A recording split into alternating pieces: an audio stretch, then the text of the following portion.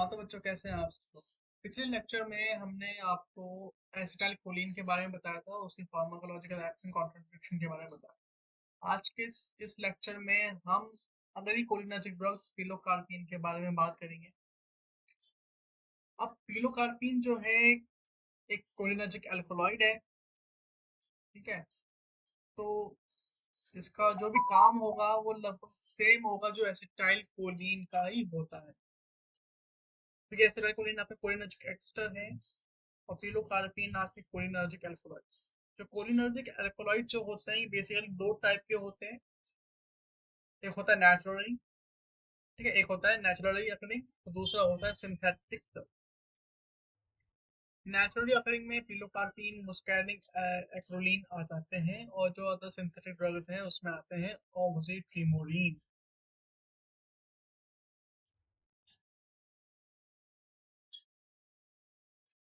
ठीक है जी। अच्छा, अब पिलोकार्पिन ड्रग है ये बेथानेकोल की तरह ही एक सिलेक्टिव मुस्कैनिक एगोनिस्ट, यानी ये बेथानेकोल की तरह ही मुस्कैनिक रिसेप्टर पे ही एक्ट करेगी, निकोटिनिक रिसेप्टर्स पे एक्ट नहीं करेगी। जैसे कि एसिटाइलकोलिन जो है वो आपके निकोटिनिक और मुस्कैनिक दोनों रिसेप्टर्स पे एक्ट करता है, लेकिन पिलोकार्पिन सिर्फ और सिर्फ मुस्कैनिक एगोनिस्ट है, मुस्कैनिक रिसेप्टर पे ही एक्ट करेगा। इसलिए पिलोकार्पिन जो है वो भी आपके मुस्कैनिक इफेक्ट शो करेगा, जो कि है ये।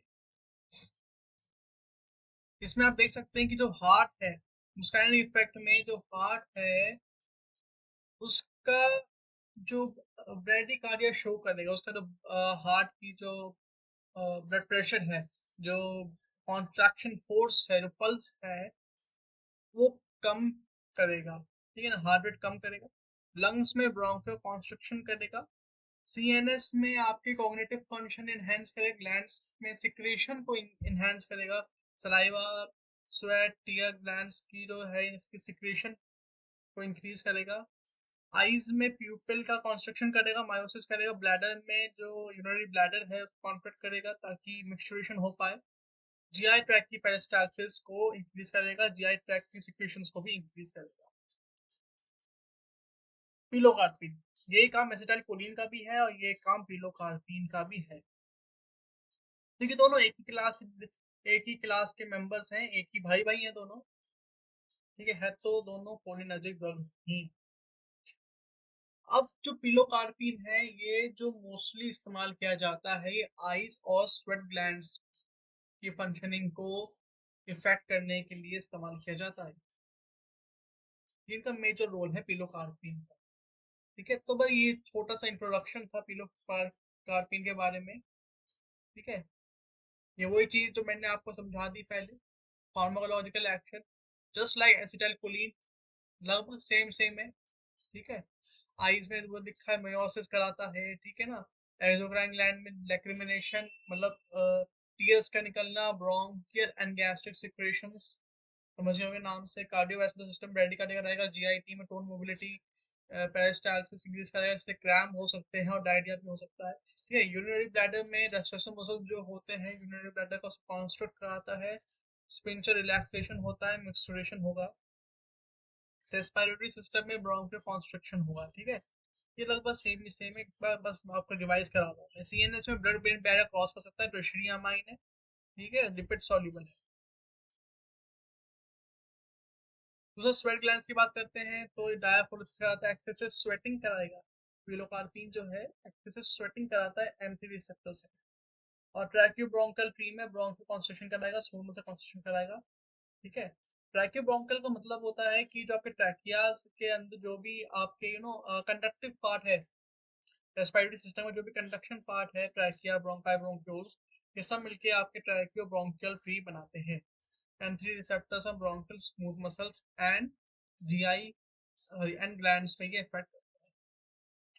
ये तो इसकी जो फार्माकोलॉजिकल एक्शंस की बात हो गई, जो आपको पहले से ही मैंने याद करा दी है पिछले लेक्चर में। अगर वो लेक्चर नहीं देखा है तो वो लेक्चर आप देखिए, आपको बहुत अच्छी तरीके से मैंने याद कराया। बहुत सिंपल चीजें हैं। ठीक है, अब इसमें क्या है, हम बात करते हैं कि जो पिलोकार्पिन, मैंने पहले बताया आपको कि पिलोकार्पिन जो है आपके बेसिकली किस में इस्तेमाल की जाती है, आईज में और स्वेट ग्लैंड्स में इस्तेमाल की जाती है। तो आईज में ये बेसिकली ग्लूकोमा को ट्रीट करने के लिए इस्तेमाल किया जाता है। आप सोचेंगे कि ग्लूकोमा क्या है, ठीक है, आपके दिमाग में सवाल आया होगा कि ग्लूकोमा किस चीज का नाम है। अगर नहीं आया तो शायद हो सकता है कि आप मेरी बात को ध्यान से नहीं सुन रहे हैं। ध्यान से सुनिए, ध्यान से सुनेंगे तभी आपके दिमाग में सवाल आएगा कि ग्लूकोमा क्या चीज है। तो ग्लूकोमा जो है बेसिकली आई रिलेटेड डिसऑर्डर, ठीक है, एक आई रिलेटेड डिसऑर्डर होता है जिसमें इंट्रा ऑक्यूलर प्रेशर इंक्रीज हो जाता है, जिससे ऑप्टिक नर्व डैमेज हो जाता है। इस ऑप्टिक नर्व डैमेज होने को हम ऑप्टिक न्यूरोपैथी भी कहते हैं, जिससे विजन लॉस हो सकता है जो कि इरिवर्सिबल है, ठीक है, यानी इरिवर्सिबल यानी परमानेंट विजन लॉस इस ग्लूकोमा में होता है। क्यों होता है? क्यों होता है? वो इसलिए होता है क्योंकि इंट्रा ऑक्यूलर प्रेशर इंक्रीज हो जाता है। आप समझ रहे हैं? इस स्लाइड पे मैंने आई का डायग्राम बना रखा है। इस आई के डायग्राम में अलग अलग पार्ट्स दे रखे हैं, जैसे ये ऊपर देखो, लेटरल रेक्टस मसल है। लेटरल रेक्टस मसल वाले ये मसल यहां से दिखी, लेटरल रेक्टस मसल। और सबसे नीचे देखो मीडियल रेक्टस मसल लिखा है, यानी ये मसल्स मीडियल प्लेन से है। ये दोनों मसल्स हमारी आई मूवमेंट जो हम ऐसे ऐसे ऐसे ऐसे कर देखते हैं उसमें काम आती है। समझ रहे? अच्छा,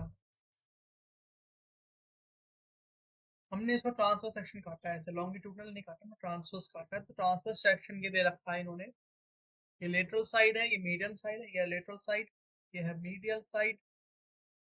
लेटरल साइड पे lateral rectus muscle, medial side side पे मीडियल रेक्टस मसल। अब आई की में दो कैविटीज मिलती हैं, एक है पोस्टीरियर कैविटी पीछे की तरफ, और एक एंटीरियर कैविटी आगे की तरफ। जो एंटीरियर कैविटी है वो आपके यहाँ से लेंस के आगे तक की जो कैविटी, लेंस से आगे एंटीरियर, यहाँ से कह रहे ये इधर से, ये एंटीरियर पार्ट है, और पीछे वाला पोस्टीरियर पार्ट है। पोस्टीरियर पार्ट में चेम्बर होता है, विट्रस चेम्बर, जिसके अंदर फ्लूइड होता है, जेली लाइक फ्लूइड होता है, जिसे हम बोलते हैं विट्रस ह्यूमर। यहाँ पे आप देख सकते हैं, थोड़ा जूम करूँ, ये मैंने जूम कर दिया यहाँ पे, ये जो चीज आपको दिख रही है ये कैनाल टाइप है, कैनाल है, नाली है, जिसको हम बोलते हैं कैनाल ऑफ स्केल्म, जिसको हम स्क्लेरल वीनस साइनसेस भी बोलते हैं, स्क्लेरल वीनस साइनस भी बोलते हैं। नीचे देखो ये आपको धागे धागे दिख रहे हैं, नीचे आपको ये, नीचे आपको ये धागे धागे से दिख रहे हैं ना, ये धागे, ये धागे हैं, ये धागे हैं, ये हल्के हल्के धागे से जो दिख रहे हैं, इनको हम बोलते हैं सस्पेंसरी लिगामेंट्स। ये सिलरी बॉडी को, सिलरी बॉडी से लेंस को अटैचमेंट में काम आता है, और लेंस के अकोमोडेशन में भी काम आता है, लेंस को थिन ब्रॉड करने में काम आता है। ये नीचे आपका लेंस है, ये सामने बल्ज पार्ट फोर्निया, उसके पीछे ये आइरिस करंट पोर्शन, बीच में खाली खोखली जगह प्यूपिल, एक सुराख जिसे प्यूपिल कहते हैं। फिर ये एंटीरियर चेम्बर है, एंटीरियर कैविटी है। एंटीरियर कैविटी के अंदर आपके एक्वस ह्यूमर होता है। इसके अंदर आप देखें तो दो पार्ट्स हैं, एंटीरियर कैविटी के का अंदर वाला हिस्सा आइरस के पीछे वाला पोस्टीरियर चेम्बर, आइरस के आगे वाला एंटीरियर चेम्बर, ठीक है। तो एंटीरियर कैविटी, कैविटी के अंदर चेम्बर्स, ठीक है, समझ में आ गई बात? ज्यादा आसान हो गया, ठीक है। अगला देखिए वही सस्पेंसरी लिगामेंट्स हैं। अगर हम ये सिलरी बॉडी को देखें तो सिलरी बॉडी में दो पार्ट्स मिलते हैं, ये जो सुराग सुराग से हैं इसे कहते हैं सिलरी प्रोसेसेस। जो सिलरी प्रोसेसेस होते हैं, ये जो एक्वस ह्यूमर होता है इस एंटीरियर कैविटी के अंदर उसको सिक्रेट करती है, और ये है एक्सिलरी मसल्स। जो कि ये आइस के अकोमोडेशन में मदद करती है। ये जो सीलियरी मसल्स जो हैं, जब ये कॉन्ट्रैक्ट करती हैं तो सस्पेंसरी लिगामेंट्स के थ्रू ये लेंस खिंचता है और आई का अकोमोडेशन होता है।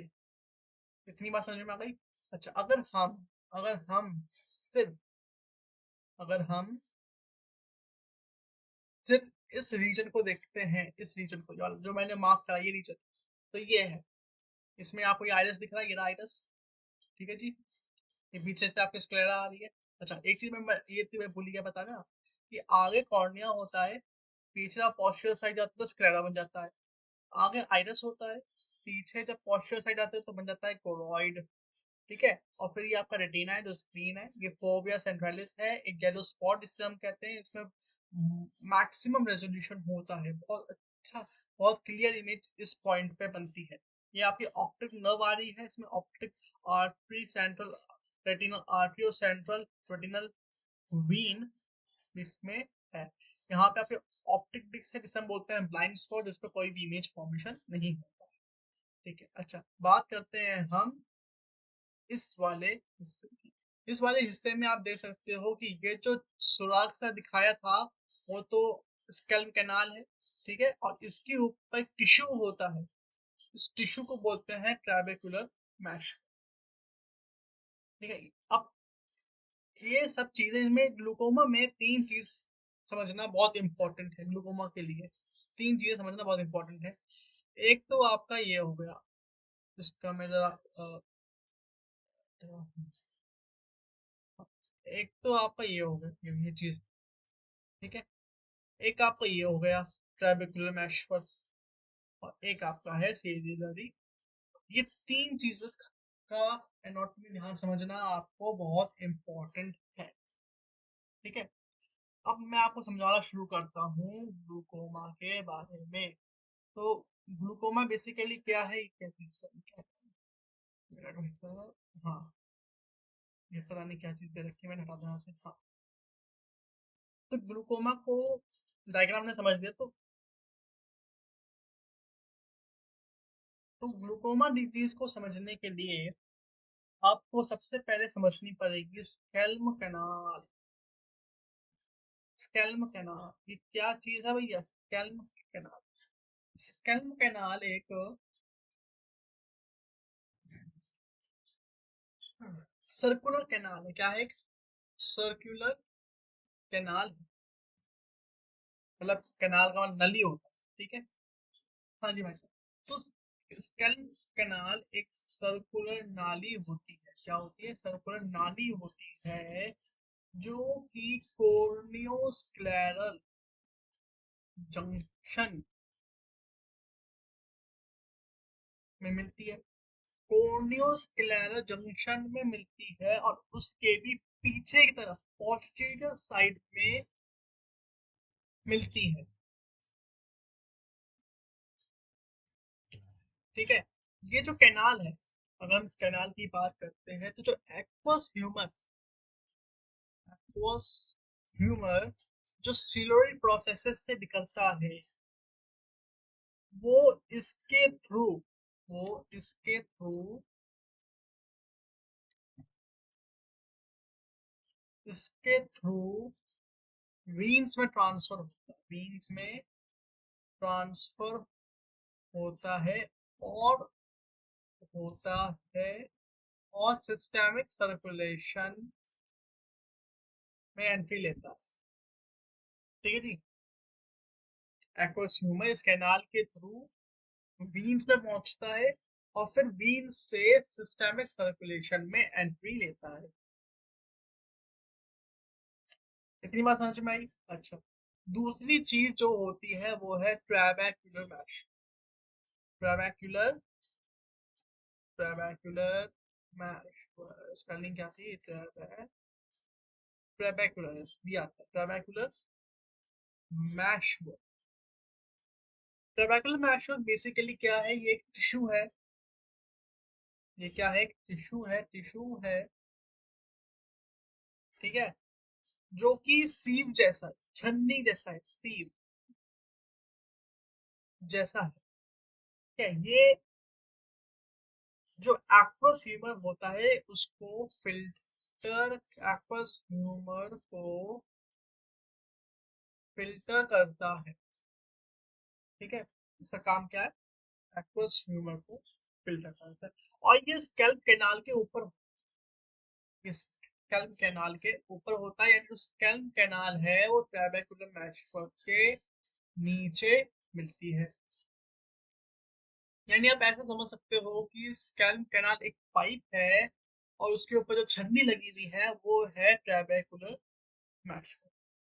इतना समझ में आया? तो तीसरी चीज मैंने बताई थी ग्लूकोमा को समझने के लिए, वो है ciliary body. Ciliary body, ciliary body पता है, जो लेंस है हमारा वो सीलरी बॉडी से कनेक्टेड रहता है थ्रू सस्पेंसरी लिगामेंट्स। हमने अभी आपको आई के डायग्राम में बता दिया। ठीक है, अब ये जो सीलरी बॉडी होती है ये टू रीजन में डिवाइड होती है, टू रीजन में डिवाइडेड होती है। एक होता है posterior flat, posterior flat part. ठीक है जी,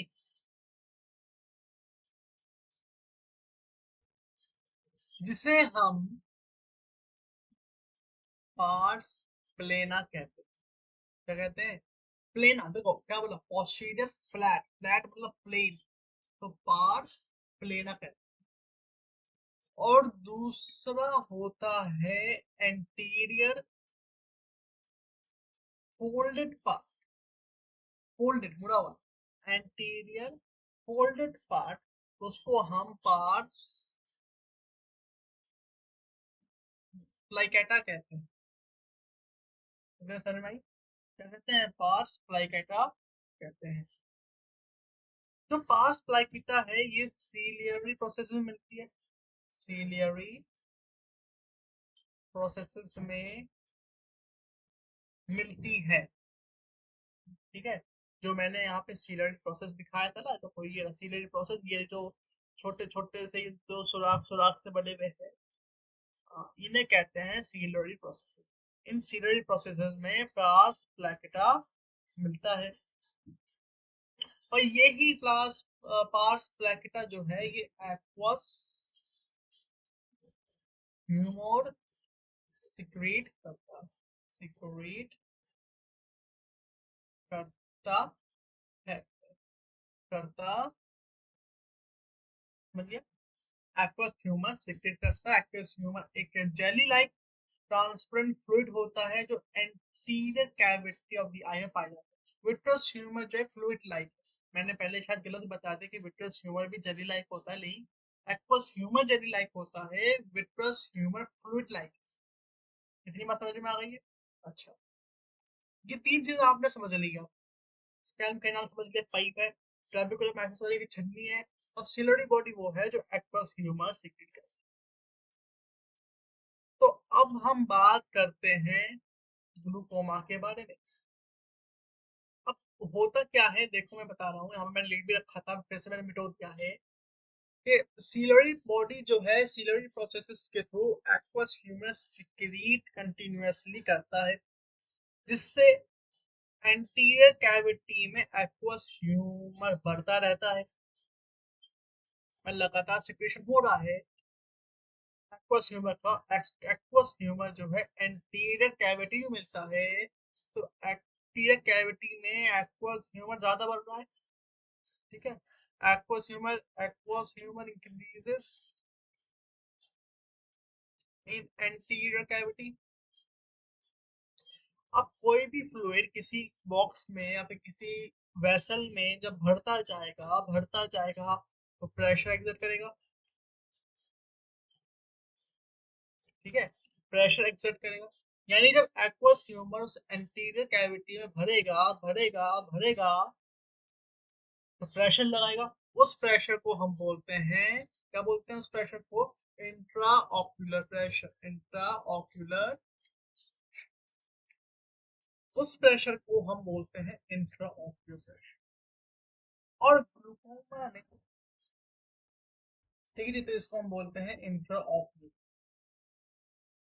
अब नॉर्मल कंडीशन में क्या होता है कि इस इंट्रा ऑक्यूलर प्रेशर को मेंटेन रखने के लिए इस एक्वस ह्यूमर का ड्रेनेज होना जरूरी है। ठीक है, मतलब ड्रेनेज होना क्यों जरूरी है, क्योंकि देखो सिलरी बॉडी जो है सिलरी प्रोसेस से एक्वस ह्यूमर डिक्रीज कर रही है। एक्वस ह्यूमर अगर बढ़ता जाएगा तो ऑक्यूलर प्रेशर इंक्रीज होता रहेगा। अब नॉर्मल कंडीशन में अब प्रेशर का इंक्रीज होता रहा तो ऑप्टिक नर्व कंप्रेस होगी। ऑप्टिक नर्व कंप्रेस होगी तो ऑप्टिक न्यूरोपैथी होगी, जिससे ऑप्टिक नर्व जो है डिजेनरेट होगी, जिससे विजन लॉस परमानेंट होगा। तो इस कंडीशन को रोकने के लिए नेचुरली बॉडी में मैकेनिज्म होता है जिसे हम बोलते हैं एक्वस ह्यूमर ड्रेनेज। इसमें क्या होता है कि जो एक्वस ह्यूमर होता है आपका, मैं एक्वस ह्यूमर को ए क्यू लिखता हूँ मैं, aqueous humour sorry A A H, aqueous humour. तो जो एक्वस ह्यूमर होता है ये प्यूपिल के थ्रू जब इंक्रीज ज्यादा हो जाता है, नॉर्मल कंसंट्रेशन ज्यादा इंक्रीज हो जाता है, तो ये प्यूपिल के थ्रू एंटीरियर कैविटी के एंड पोस्टीरियर पोस्टीरियर चेम्बर से एंटीरियर चेम्बर में आता है, और वहां से कॉर्नियो स्क्लेरल जंक्शन पर वहां से कॉर्नियो स्क्लेरल जंक्शन पर कैनाल ऑफ स्कल में एंटर करता है। कॉर्नियो स्क्लेरल जंक्शन पर कैनाल ऑफ स्कल में एंटर करता है थ्रू थ्रू ट्रैबेक्युलर मैश ट्रैबेक्युलर मैशवर्क के मतलब जरिए से ये स्कैल्प कैनाल में एंटर करता है, उस स्कैल्प कैनाल से ये आपके एक्वस वीन में पहुंच जाता है, जहां से एपिस्क्लेरल वीन के थ्रू सिस्टेमिक वीनस सर्कुलेशन में चला जाता है। ठीक है, और इस प्रोसेस से मैं लिख देता हूँ यहाँ पे, इसके बाद ये कहाँ जाता है, इसके बाद ये जाता है आपके एपी स्क्लेरल वीन में, वहां से ये जाता है आपके वीनस सर्कुलेशन में, सिस्टेमिक वीनस सर्कुलेशन में। ठीक है, सिस्टेमिक वीनस सर्कुलेशन में पहुंच जाता है। इससे जो एक्वस ह्यूमर एक्सिस जो है वो ड्रेन हो जाता है, इंट्राऑक्यूलर प्रेशर मेंटेन रहता है। ठीक है, इससे ग्लूकोमा नहीं। अब ग्लूकोमा में क्या होता है, अगर हम बात करते हैं ग्लूकोमा में क्या होता है, तो ग्लूकोमा में यही इंट्राऑक्यूलर प्रेशर जो है वो इंक्रीज हो जाता है, जिससे ऑप्टिक नर्व डैमेज होता है, जिससे मैंने पहले ही बताया इसे बोलते हैं ऑप्टिक न्यूरोपैथी कहते हैं, और इससे विजन लॉस होता है। ठीक है, इससे जो है जो विजन लॉस जो परमानेंट भी हो सकता है, अगर एक्वस ह्यूमर फॉर्मेशन जो है वो ज्यादा है ड्रेनेज से, मतलब ज्यादा एक्वस ह्यूमर बन रहा है और ड्रेनेज कम हो रहा है, तो आपकी ऑप्टिक नर्व डैमेज हो जाती है। अब एक सवाल ये आता है कि क्या सिर्फ ग्लूकोमा की वजह से ही जो ऑप्टिक नर्व डैमेज होती है, रेटिना डैमेज होता है? ऐसी जरूरी नहीं है, और भी बहुत सारे फैक्टर्स होते हैं, और भी बहुत सारे फैक्टर्स होते हैं जिससे ऑप्टिक नर्व या फिर रेटिना डैमेज होती है, जैसे ब्लड फ्लो प्रॉब्लम होना, ऑप्टिक नर्व की हाइपर सेंसिटिविटी होना वगैरह। ठीक है, लेकिन ग्लूकोमा की वजह से, यानी जो इंट्रा ऑक्यूलर प्रेशर जो इंक्रीज है उसकी वजह से भी आपकी ऑप्टिक नर्व डैमेज। चलो ठीक है, अब ये समझ में आ गया कि भाई ग्लूकोमा क्यों होता है, इंट्राऑक्यूलर प्रेशर इंक्रीज हो जाता है। क्यों? क्योंकि फॉर्मेशन ज्यादा है, ड्रेनेज कम क्यों है? क्योंकि बहुत से फैक्टर्स होते हैं। हो सकता है प्यूपल के थ्रू आपका जो एक्वस ह्यूमर है वो एंटीरियर चेम्बर में नहीं जा पा रहा है, हाँ, एंटीरियर कैविटी के एंटीरियर चेम्बर में नहीं जा पा रही है। क्या पे हो सकता है जो ट्रेबेकुलर मैशवर्क जो पोर्स है वो क्लॉग्ड हो चुके हों एक्वस ह्यूमर के कंपोनेंट्स की वजह से। इसके अलग अलग रीजन, लेकिन तो मेन सवाल ये आता है कि जो एक्वस ह्यूमर है अपना, वो तो हमारी आई के एंटीरियर कैविटी में है। भाई सिंपल है, ये आपका एंटीरियर कैविटी है, यहाँ से फ्लूइड रिलीज होता है, यहाँ से फ्लूइड रिलीज होता है, तो यही तो भरेगा। और रेटिना तो पीछे है। तो यहाँ पे प्रेशर इंक्रीज होने की वजह से, यहाँ पे प्रेशर इंक्रीज होने की वजह से यहाँ पे कैसे प्रेशर पहुंच रहा है, सवाल ये उठता है। ठीक है, सवाल ये उठता है। इसका जवाब ये है कि जब इंट्रा ऑक्यूलर प्रेशर इंक्रीज होता है तो सब जगह इक्वल इंक्रीज होता है, सिर्फ लेंस में नहीं। मतलब जरूरी नहीं है कि जो इंट्राऑक्यूलर प्रेशर है वो सिर्फ और सिर्फ यहीं यहीं पर ही इंक्रीज होगा, वो ऑल ओवर दी आई, पूरी आई में बराबर इंक्रीज होगा, इक्वली डिस्ट्रीब्यूट होगा वो प्रेशर, इक्वली डिस्ट्रीब्यूट होगा। तो रेटिना जो है कंप्रेस होगी, ऑप्टिक नर्व कंप्रेस होगी, ऑप्टिक नर्व डिजनरेट करेगी, ऑप्टिक नर्व डैमेज। ठीक है। अच्छा,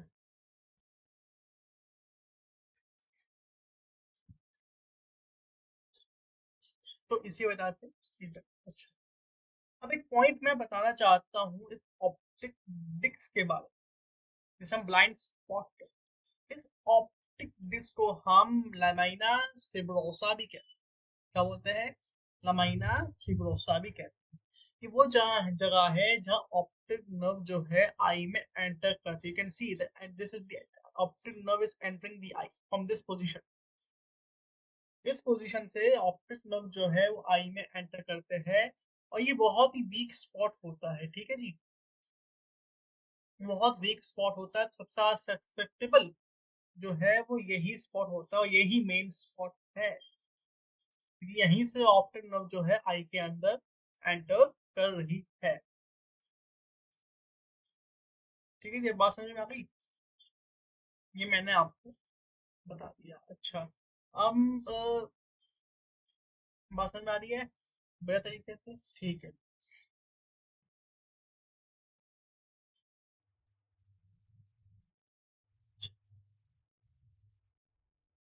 अभी वो पढ़ लेना लिखा है मैंने, वही चीज मैंने सब लिख रखी है जो मैंने बताया कि एक्वस ह्यूमन प्रोडक्शन कैसा होता है, सिलियरी बॉडी से बनता है, पोस्टीरियर चेंबर प्यूपल के सेंट्रल चेंबर में आता है, ड्रेनेज पावर ट्रेबेकुलर मैश में से कैनाल उसका में एप्टिस पैरावीज में जाता है। अगर ड्रेन ऑब्स्ट्रक्ट हो गया, एक्वस ह्यूमन अपलेट होगा, इंट्राऑक्यूलर प्रेशर इंक्रीज होगा। इंट्राऑक्यूलर प्रेशर इंक्रीज होगा तो pressure optic nerve head lamina cribrosa यानी कि ऑप्टिक डिस्क पर एक्सोनल ट्रांसफर ब्लॉक होगा, इक्शीमिया हो जाएगा, यानी कि ऑक्सीजन की कमी होगी, optic nerve cupping vision loss होगा। अब हम बात करते हैं टाइप ऑफ ग्लूकोमा की। तो ग्लूकोमा के मैंने यहाँ टाइप्स लिख रखे हैं: open angle, angle closure, secondary glaucoma. ठीक है जी, सिंपल है तो ज्यादा मुश्किल नहीं है। अगर हम बात करते हैं ये तीनों के बारे में, ओपन एंगल, एंगल क्लोजर या फिर सेकेंडरी ग्लूकोमा के बारे में, ध्यान से सुनिएगा आप। ठीक है, तो ग्लूकोमा के सबसे पहले तो टाइप हम देते हैं वो है ओपन एंगल ग्लूकोमा। ये सबसे कॉमन होता है। तो सबसे कॉमन ग्लूकोमा का जो टाइप है वो है open angle glaucoma. Open angle glaucoma में क्या होता है कि जो आपका ट्रैबेकुलर मैशवर्क है ब्लॉक हो जाता है। जैसे पहले बताया मैंने आपको कि ड्रेनेज क्यों कम है। पहला कि भैया ज्यादा बन रहा है, दूसरा जो प्यूपल के थ्रू कम निकल रहा है, तीसरा जो ट्रैबेकुलर मैशवर्क के जो पोर्स है वो क्लॉग हो चुके हो। ठीक है, तो ओपन एंगल ग्लूकोमा में जो ट्रैबेकुलर मैशवर्क होता है वो क्लॉग्ड हो जाता है, इसलिए ड्रेनेज स्लो हो जाती है। इनिशियली देखा जाए तो इसमें कोई पेन नहीं होता, लेकिन बाद में ग्रेजुअली पेरिफेरल साइड साइड से विजन लॉस होना शुरू होता है और सेंटर की तरफ जाता है। मतलब पहले साइड साइड आपको धुंधला सा दिखेगी, फिर धीरे धीरे सेंटर की तरफ धुंधलापन आएगा। आप समझ रहे हैं?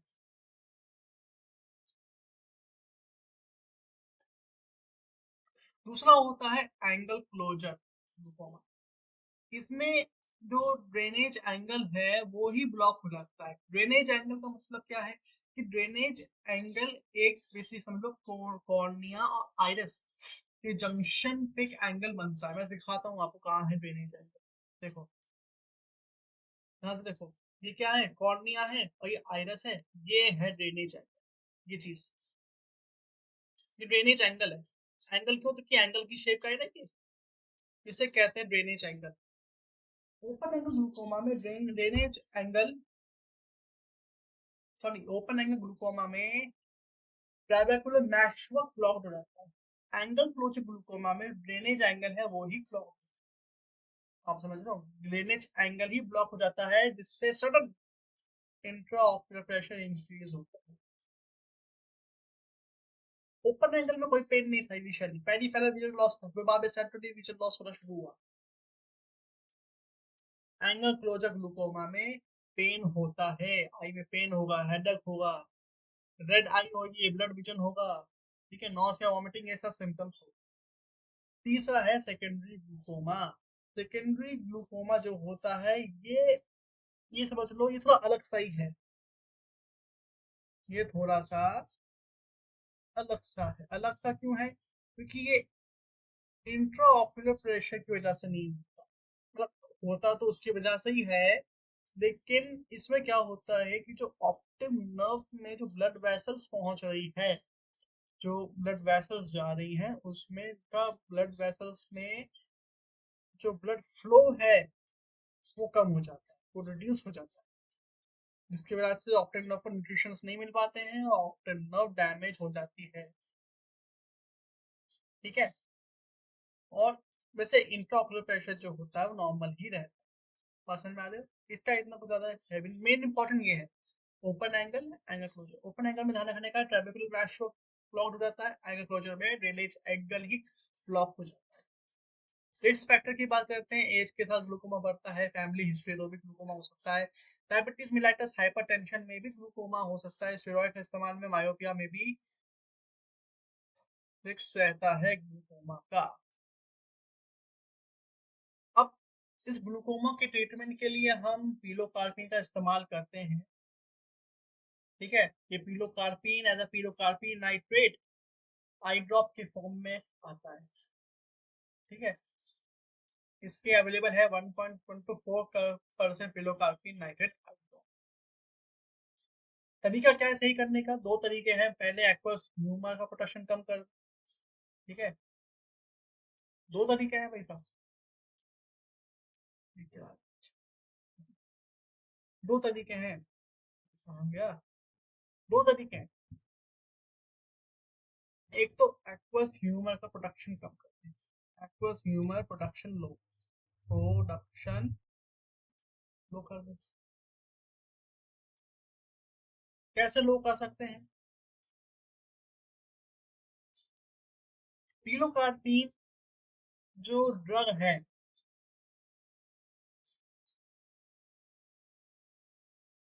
ये एक्वस ह्यूमर का प्रोडक्शन लो नहीं कर सकती, ये नहीं कर सकती। ये तो ये काम कैसे करती है, मैंने बोला दो तरीके हैं, एक तो आप एक्वस ह्यूमर का प्रोडक्शन लो कर दो, ठीक है, या फिर एक्वस ह्यूमर का आउटफ्लो बढ़ा दो, और एक्वस ह्यूमर आउटफ्लो इंक्रीज कर दो, दो तरीके हैं। पिलोकार्पिन जो है एक्वस ह्यूमर के आउटफ्लो को बढ़ाती है, कैसे बढ़ाएगी, पिलोकार्पिन क्या करेगी, साइड डायग्राम पे आ जाओ, पिलोकार्पिन इन सिलेरी मसल्स पे एक्ट करेगी, सिलेरी मसल्स कॉन्ट्रैक्ट करेगी, कहा देखो मैंने यहाँ लिखा होगा, हाँ प्यूपल कॉन्स्ट्रक्शन होगा ना, दिखाता हूँ, ये दिखा देखो, sphincter pupillae and ciliary muscles contraction, है ना, इस सिलेरी मसल्स को कॉन्ट्रैक्ट करेगी, सिलेरी मसल्स कॉन्ट्रैक्ट होंगे, सिलेरी मसल्स खींचेंगे, जब सिलेरी मसल्स खींचेंगे तो पीपल्स क्या हो जाएंगी,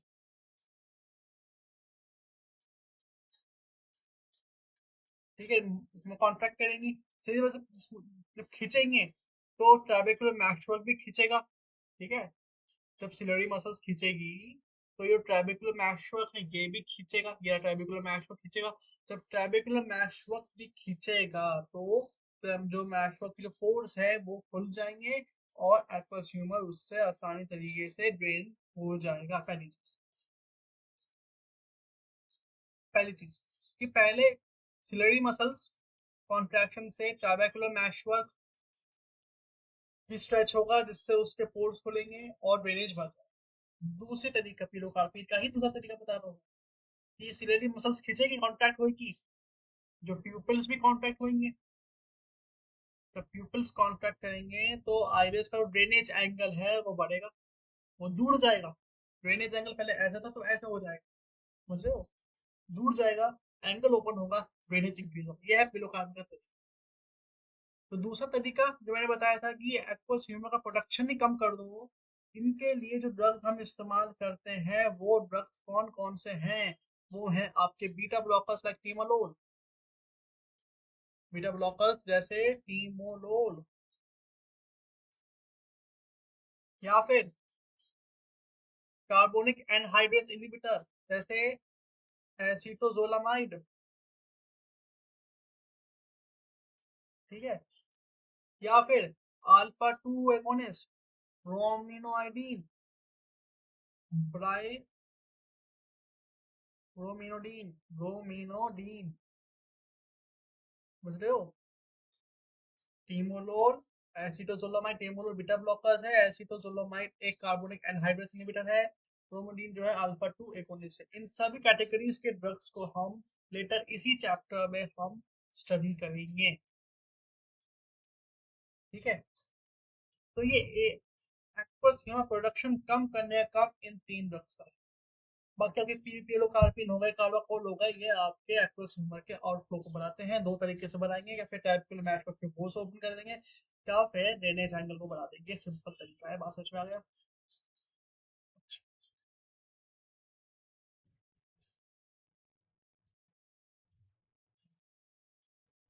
अब अगली चीज जो हम बात करते हैं वो है कॉन्ट्रा इंडिकेशन ऑफ पिलोकार्पिन। कि पिलोकार्पिन किन किन मरीजों में हम नहीं दे सकते, क्या किस किस कंडीशंस में हम नहीं दे सकते। पहले प्रेगनेंसी और लैक्टेशन में हम नहीं दे सकते। क्यों नहीं दे सकते? वो इसलिए नहीं दे सकते क्योंकि पिलोकार्पिन क्या करेगा, जो प्रेगनेंसी में यूट्राइन कॉन्ट्रैक्शन करा सकता है, तो इसलिए प्रेगनेंसी में नहीं देते, यूट्राइन कॉन्ट्रैक्शन कराएगा, प्री मैच्योर बेबी बॉर्न हो सकता है। लैक्टेशन में क्यों नहीं करा सकते? लैक्टेशन में ब्रेस्ट मिल्क के साथ भी एक्सक्रीट हो सकता है और बेबी की बॉडी में जा सकता है। अब बेबी बेबी की बॉडी में जाएगा तो एक्टिव स्वेटिंग, लैक्रिमिनेशन, डायरिया, ब्रोंकोस्पाज्म कर सकता है।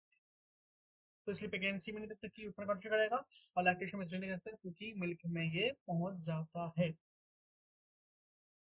अब तुम पूछ रहे मिल्क में क्यों पहुंच जाता है? भैया जब ये ब्रेन में पहुंच जाता है मिल्क में पहुंच जाता है। ठीक है, इतना जान लो। चिल्ड्रंस में क्यों नहीं देते? क्योंकि चिल्ड्रन का जो बच्चे होते हैं, चिल्ड्रन का जो चिल्ड्रन जो बच्चे होते हैं, उनका जो ऑटोनॉमिक नर्वस सिस्टम होता है वो इमेच्योर होता है। तो जो ड्रग का जो मुस्कैरेनिक इफेक्ट है उससे ज्यादा सेंसिटिव होता है, साइड इफेक्ट भी ज्यादा दे सकता है। ठीक है, तीसरा है geriatric patient where there is risk of diarrhoea, urinary frequency dizziness, इसमें भी हम नहीं देते हैं। और समझ में आई? तो ये था पूरा लेक्चर ग्लूकोमा के बारे में। इसमें जो जो मेन मेन बातें थी वो मैंने आपको बहुत ही अच्छी तरीके से समझाने की कोशिश करी है, और जो सिंपल बातें थी वो मैंने ऐसे ही फटाफट आपको समझा दी है। मेरा इरादा लेक्चर लंबा करने का था नहीं, लेकिन देखते कितना कितना 40 मिनट का लेक्चर हो चुका है। तो फिलहाल आज के लिए इतना ही। अगले लेक्चर में हम पढ़ेंगे एंटी कोलिन एस्ट्रेस ड्रग के बारे में, जो कि काम वही करते हैं जो कोलिनर्जिक ड्रग करते हैं, लेकिन तरीका अलग है, मैकेनिज्म अलग है। तो उसके बारे में हम अच्छे से पढ़ेंगे, सीखेंगे। दो ड्रग पढ़ेंगे इसमें हम, फ्यूरोस्टिग्मीन एंड नियोस्टिग्मीन, ये दो ड्रग्स हम पढ़ेंगे। और फिलहाल पढ़ते रहिए, हो क्या, चलो जाओ यहाँ से।